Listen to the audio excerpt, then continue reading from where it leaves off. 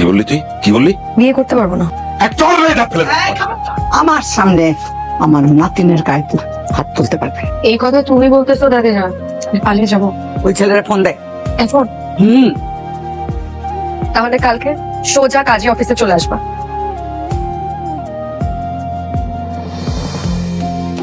আসসালামু আলাইকুম দাদি। ওয়ালাইকুম আসসালাম। তুমি তাহলে সে যে আমার নাতনিকে পাগল করেছো? তাহলে আমি বিয়ের কাজটা শুরু করতে পারি? জি আল্লাহ নাম। বিসমিল্লাহ। মির্জাপুর নিবাসী আশরাফ মির্জার একমাত্র পুত্র পার্থ মির্জার সহিত কন্যা মিস রাইসা আক্তারের সাথে থামেন। তুমি কোন বাড়ির ছেলে? দাদি আমি মির্জা বাড়ির ছেলে। এই বিয়ে হবে না। কি বলছেন দাদি?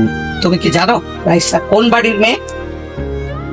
রাইসা শাহজাহানপুরের ভূঁইয়া বাড়ির মেয়ে।